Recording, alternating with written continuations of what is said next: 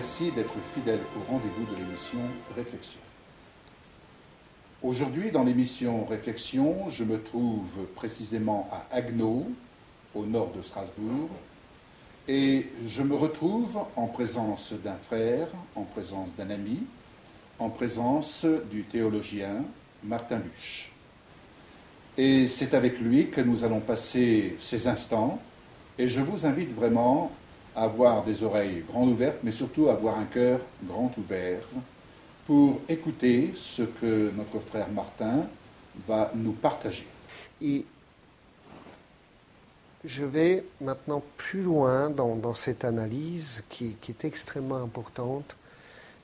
C'est que, bon, soyons clairs, soyons francs, les 2000 ans d'histoire de l'Église, c'était quand même, malgré les belles choses qui s'y sont passées, ça on ne veut pas le nier, il y a énormément de belles choses, mais il y a aussi des choses terribles. Il y a quand même 2000 ans d'échecs. Hein. Et pourquoi, je l'ai toujours dit et je l'ai écrit dans le livre, c'est que en fait le message de Jean, de l'apôtre, n'a pas été accepté par l'Église. D'où le résultat, c'est que l'Église est devenue ce qu'elle est devenue. Bien. Notamment, elle est désunie. Ça, c'est un des signes majeurs que l'on voit depuis 2000 ans, il faut bien le dire. Hein. Il y a un verset tout simple dans la prière sacerdotale, dans Jean, l'évangile de Jean.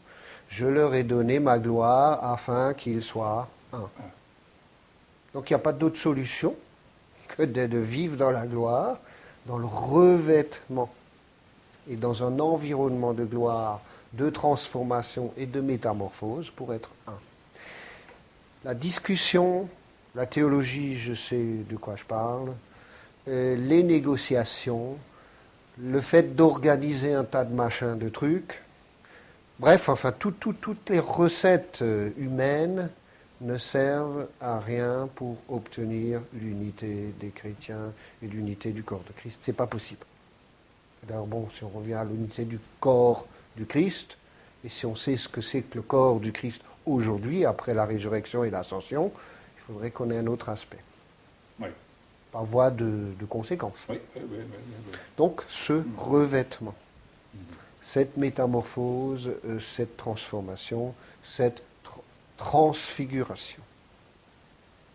Alors, il y en a qui me disent, non, mais ça, on ne l'a jamais vu, c'est pas possible. Si, c'est déjà, il y en a qui l'ont vu, c'est déjà Jésus qui a été transfiguré, et Jésus est notre modèle, pour commencer. Oui. Déjà, pour commencer. Et puis après, Jean l'a vécu, on le sait très bien, et on le voit donc dans l'Apocalypse.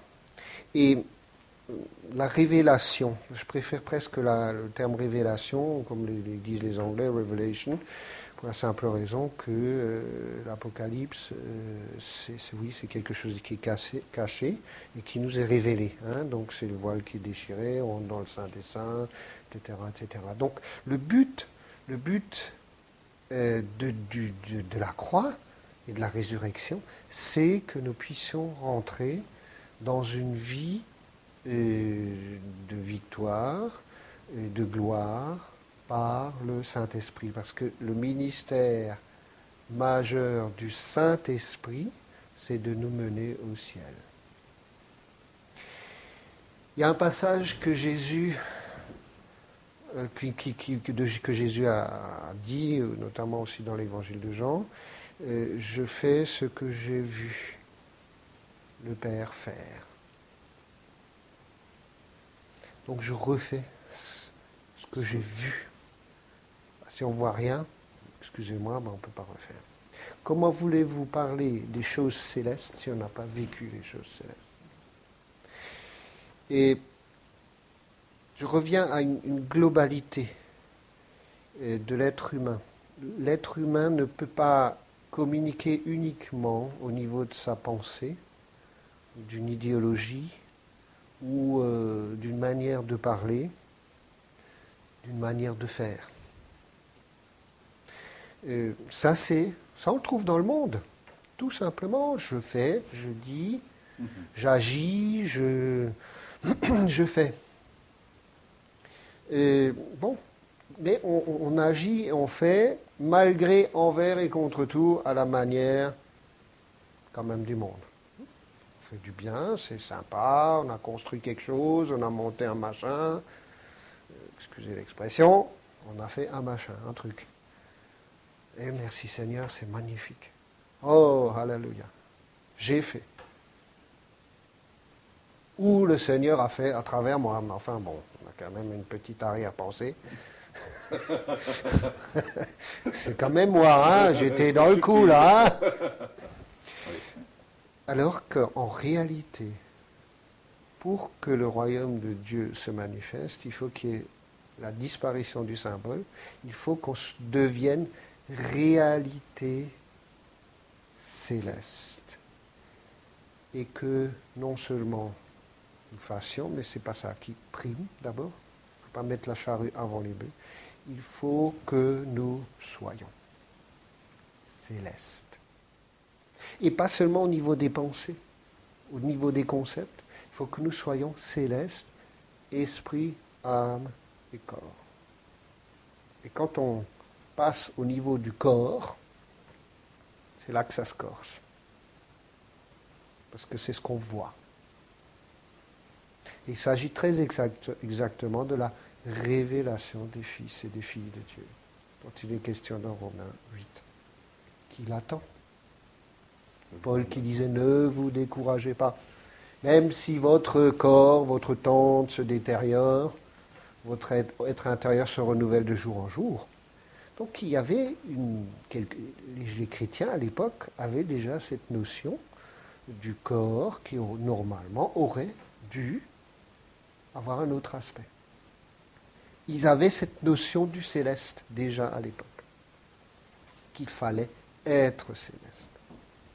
Il fallait que le corps, pour vraiment faire le boulot, pour vraiment répondre par rapport aux 2000 ans d'échecs de l'histoire de l'Église, et malgré tout, hein, malgré les belles choses, j'entends bien, hein, je ne veux pas dénigrer les belles choses, hein, et heureusement, sinon on ne serait pas là. En tant que chrétien, ça c'est clair. Hein, on ne va pas dénigrer l'héritage positif, hein, mais malgré tout. Alors justement, pourquoi est-ce que il y a cette nécessité de la disparition du symbole? Pourquoi est-ce que le céleste doit manger le terrestre? Simplement parce que on ne peut pas penser ni agir comme Dieu le voudrait si nous ne sommes pas des êtres célestes. Jésus n'a-t-il pas dit, il a dit aux pharisiens qui l'ont attaqué, n'êtes-vous pas des dieux? C'est marqué dans les psaumes aussi. Oui. Ça veut dire quoi? Ça veut dire tout simplement qu'il faut que nous soyons des êtres célestes, transformés, esprit, âme et corps, pour pouvoir faire correctement, donc être, d'abord être, pour pouvoir faire le travail que Dieu nous demande. Il y a un argument tout simple. On a des neurones, des tas de choses qui fonctionnent dans notre tête. Ce sont des neurones terrestres, physiques. Comment voulez-vous qu'ils fonctionnent de façon céleste s'ils ont une nature, une substance terrestre? Donc, pour qu'on pense juste, il faut qu'on soit métamorphosé aussi au niveau de nos neurones. Sinon, ça n'est pas possible. Et à partir du moment où le corps, l'ensemble du corps est inclus dans ce processus de métamorphose et tout simplement de salut, comme fruit de la croix et de la résurrection de Jésus, comme bénéfice qu'on retirerait de ce fameux chèque, si le corps est inclus, alors l'Église pourra faire le boulot. Et nous rentrons pleinement dans l'Apocalypse, où le peuple de Dieu, si vous regardez bien, il est à la fois au ciel, il est sur terre, enfin ça circule, on ne sait pas trop. Je ne sais pas si vous regardez un petit peu, on ne sait pas trop, est-ce qu'ils sont au ciel, est-ce qu'ils sont sur terre, alors ils sont en train de louer Dieu, après il y a à nouveau des chrétiens sur terre, enfin, c'est un mélange mystérieux. Alors on a à nouveau expliqué ça par des symboles, par des... Oui, voilà, ben, il y a le céleste, et puis il y a le terrestre, et puis il y a les catastrophes. En fait, on essaie de justifier, voilà. de justifier notre comportement. Voilà, voilà. Et j'en veux pour autre argument, c'est les gens, les descendants directs d'Adam et d'Ève. On dit, bah oui, ils ont vécu 900 ans, ou 500 ans, ou 120 ans, ou pour Abraham. Enfin, moi j'y crois à ça. Parce que le corps d'Adam et d'Ève, c'était un corps tel que je le décris, tel qu'il devrait devenir, via la croix, justement. Et donc, en fait, le corps qu'ils avaient à l'époque, c'était un corps glorifié, hein, mais qui avait perdu de sa gloire, de cette présence, de cette fusion avec Dieu, qui avait perdu. Et que progressivement, on se rend compte au niveau des textes bibliques que l'âge des personnes a baissé. Mais je ne sais pas si... Bon, moi je travaille comme directeur de personnes âgées. Bon, les gens arrivent avec la médecine à 90, 100 ans. Bon, la médecine fait progresser, mais excusez, mais les gens sont en train de pourrir dans leur lit à la fin. Il y a les escarres, ils sont en train de pourrir. Oui. À 100 ans. Alors imaginez quelqu'un qui a 900 ans. Il faut autre chose au niveau cellulaire, au niveau du corps, pour pouvoir tenir 900 ans, ou 1000 ans presque. Hein. Il fallait qu'il y ait autre chose. Oui. Et pour ce faire, j'aimerais donner un petit témoignage qui n'est pas de moi, mais que j'ai relu dernièrement en faisant du rangement. C'est un monsieur qui a fait faire une prise de sang. Le Seigneur lui a dit, fais faire une prise de sang. Donc il est allé au labo, ça s'est passé au Canada. Et bon, il a fait faire sa prise de sang, et puis bon, ben voilà. Et puis il était assis, elle attendait, je sais pas, il voulait faire des résultats tout de suite, enfin bref.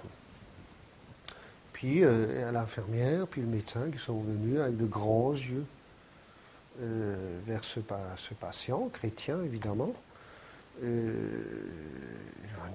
Regardez avec de grands yeux. Puis après, un médecin est venu avec le tube. Et le sang n'était plus du sang rouge, c'était de l'or. Et puis le lendemain, le même tube, le même sang, était encore identique. N'était plus identique et revenu du sang normal. Et revenu du sang normal. Mais c'était un signe de Dieu par rapport à son projet. Par rapport à son projet. Et c'est pour ça que, bon, par exemple, je donne un exemple qu'on vit maintenant dans nombre de communautés. C'est l'or sur les mains ou sur les cheveux, etc. Donc là aussi, c'est un signe par rapport à ce que Dieu veut, par rapport au revêtement. Et on vit de plus en plus aussi dans les communautés le feu, la chaleur, le revêtement de feu. Mais ça doit aller beaucoup plus loin, on doit le voir, on doit le sentir, on doit le vivre. On doit monter au ciel, on doit rencontrer Jésus. On doit se sentir à l'aise avec Jésus. Entre guillemets, on doit prendre l'ascenseur. Hein. Si on ne prend pas l'ascenseur pour être dans la présence de gloire, eh bien, on a loupé quelque chose de fondamental.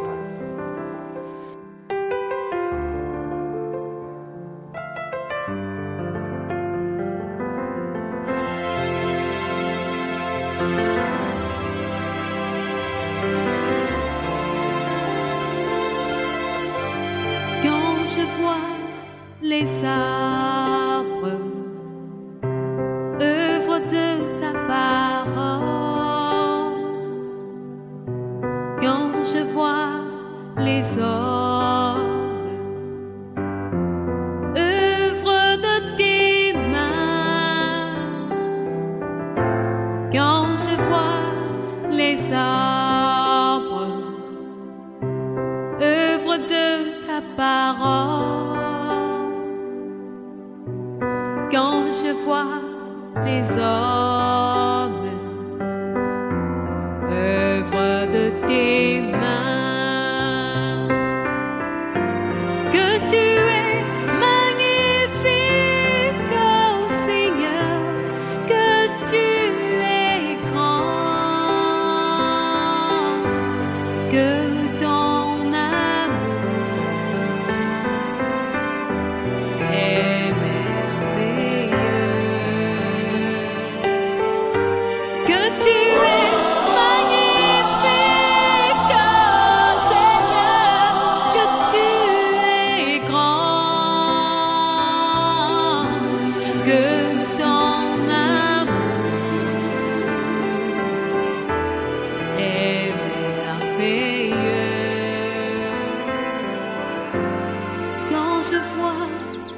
les oiseaux, œuvre de ta parole. Quand je vois le ciel, ce beau ciel, œuvre de tes mains. Quand je vois les oiseaux, œuvre de ta parole. Quand je regarde le ciel,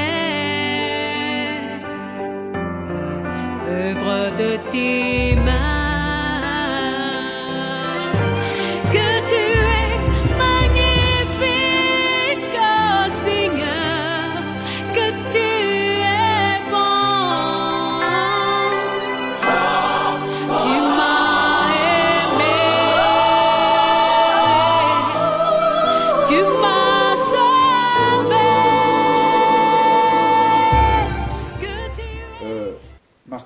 En t'écoutant, je voudrais venir à un texte parce que, en t'écoutant, j'ai cette pensée qui me vient, corps céleste, niveau céleste. Alors, tu parlais d'ascenseur. Et je me baserai un peu sur ce texte qui est un peu le sujet de ma méditation ces temps-ci, où Jacob est là avec ce songe, où il a cette échelle, donc Jacob est en train de dormir, et il a cette vision, il a ce songe, et il est dit que l'échelle était appuyée sur la terre, elle n'était pas suspendue entre ciel et terre, l'échelle était appuyée sur la terre, et son sommet était au ciel. Donc ce n'était pas une échelle qui était là, voyager, tiens je te passe l'échelle, je la remonte. Non, il y avait vraiment chaque extrémité qui reposait, qui touchait tant la terre que le ciel, et les anges qui étaient là à monter et descendre. Et ce qui m'a interpellé dans la réflexion de Jacob, qui, je le rappelle encore, était en train de dormir, mais il reçoit tout un message de la part de l'Éternel. Il reçoit tout un message, et on pourrait dire, on assiste au réveil de Jacob. Il se dit, tiens, certainement l'Éternel est présent dans ce lieu. Et on pourrait dire que Jacob, et en t'écoutant, je pourrais penser aux téléspectateurs qui sont peut-être en train de se dire, mais là, notre frère Martin est en train de bousculer certainement nos croyances d'hier, des choses qu'on a vécues hier, et je peux très bien m'imaginer que Jacob, en son temps, a dû être bousculé, a dû voir toutes ses croyances ébranlées, au point de se dire, mais l'Éternel est certainement présent dans ce lieu. Or, pour autant, je pense que Jacob connaissait l'Éternel, il marchait avec sa parole, il allait de l'avant, et en tout lieu où il pouvait se déplacer, je pense qu'il avait la notion de dire, mais l'Éternel est dans ce lieu. Et là, à un moment donné, on sent qu'il y a une autre relation qui s'établit entre Jacob et l'Éternel. Et en t'écoutant, j'ai le sentiment que, enfin ce sentiment, je pense à tous ceux qui nous écoutent, qui sont en train de se dire, mais il faut que je change dans ma relation avec le Seigneur. Il y a une autre dimension de relation, et il y a cet aspect de dire, je prends l'ascenseur, autrement dit, je monte à l'échelle, je descends, je voyage, et je vais chercher, n'est-ce pas, ce qui me revient, ce qui m'a été donné. Comment pourrais-tu nous expliquer plus profondément cet aspect des choses, le fait de monter, de descendre, de vivre le céleste pour consumer tout du moins le terrestre. Comment pourrais-tu nous expliquer cela? Mais là encore, on se rend compte que c'était dans le songe. Oui. Et on sait tous que souvent, comment pourrais-je dire, quand on dort, il y a, je dirais, tous les freins, ce qu'on appelle le surmoi, en psychologie, tous ces freins, toutes nos habitudes, toute notre pensée aussi, dont je parlais tout à l'heure, qui a besoin d'être transformée, c'est atténué, ça s'atténue. Et souvent dans le songe, et Dieu peut nous parler, comme il a parlé à Joseph, comme il a parlé à... Enfin bref, il a parlé par des songes.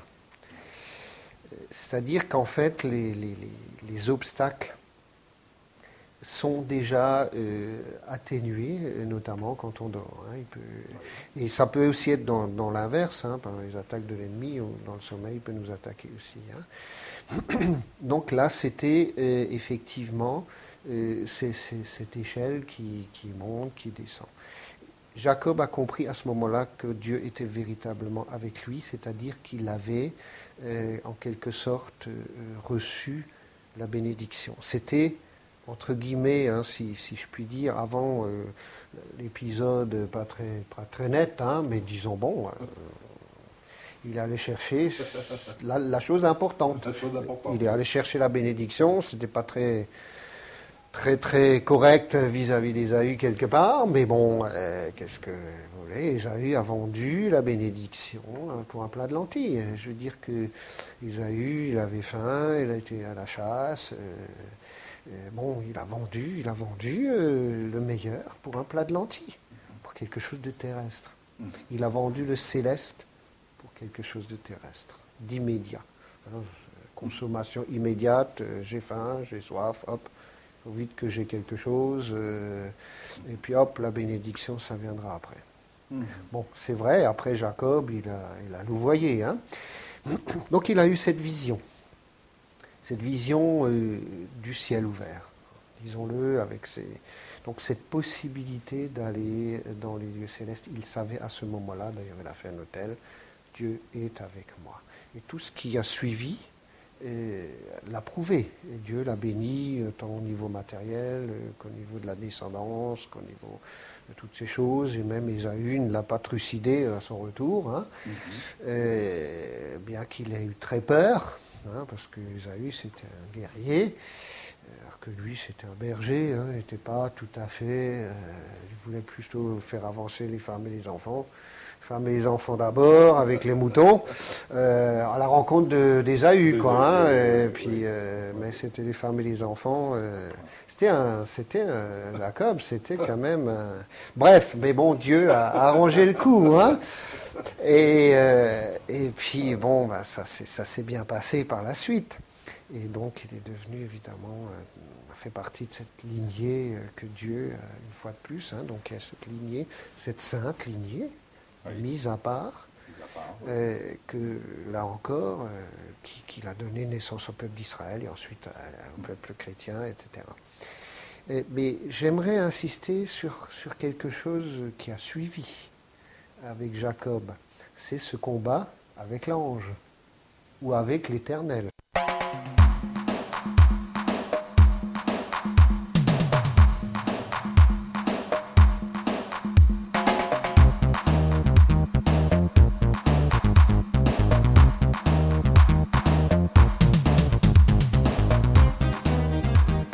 Recevoir le magazine Vie Comblée sur simple demande écrite adressée à TV Vicom, 8 avenue du Gouverneur Pierre Delsalle, 17 200 Royan, France.